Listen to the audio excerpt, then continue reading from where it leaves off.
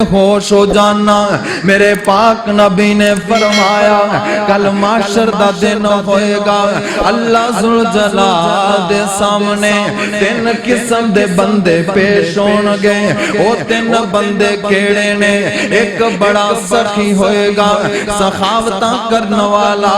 مال صدقہ کرن والا خیراتاں دین والا مسجداں بنوان والا یتیماں دا سہارا بنن والا دوسرا او بندہ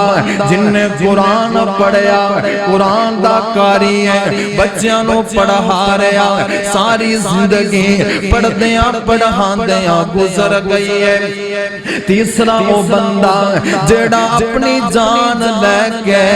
میدان دے اندر چلا گیا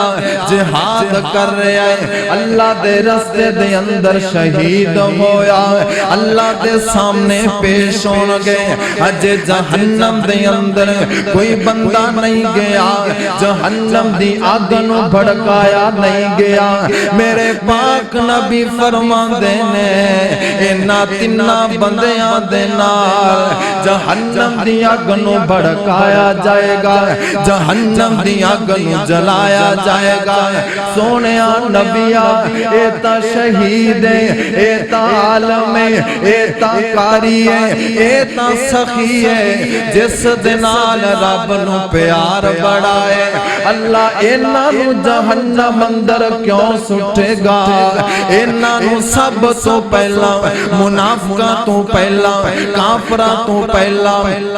مشرکاں تو پہلا انہاں نو اگ اندر کیوں جلایا جا رہا ہے آواز آئے گی اللہ ذوالجلال پہلے قاری نو بلان گے دسنا تینوں میں اتنیاں نعمتاں دتیاں انہاں دے بدلے کی کر کے آیا ہے قاری کہے گا مولا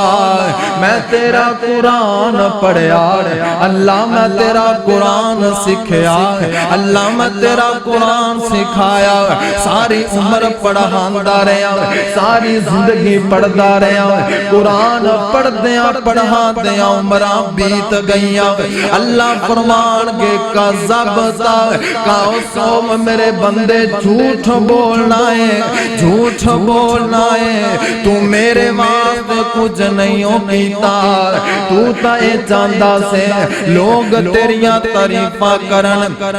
لوگ تیریاں تعریفاں کرن لوگ واہ واہ کرن لوگاں کولوں تعریفاں سنن واسطے تو قرآن پڑھیا تو قرآن سکھیا سکھایا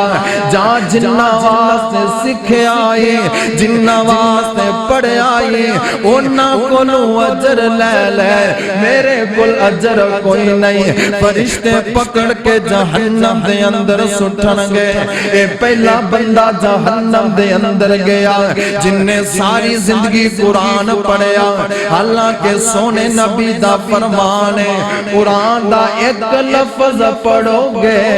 اللہ تانوں 10 نیکیاں دے گا قرآن تہاڈی سفارش کرے گا قبر دے اندر سفارش کرے گا محشر میں سفارش کرے گا اے قرآن پڑھن والا جیڑا بندہ قرآن پڑھے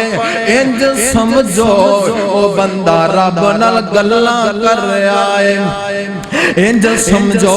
رب اس نال گلاں کر رہا ہے حضرات اتنا درجہ اتنا مقام تے اتنیاں فضیلتاں رب نے جہنم کیوں سٹیا اللہ ذوالجلال نے منافقاں تو پہلے جہنم کیوں سٹیا ہے اس واسطے رب نو منافق نالوں زیادہ غصہ اس بندے تے جس نے لوگاں نو دکھلان واسطے نیکیاں کیتیاں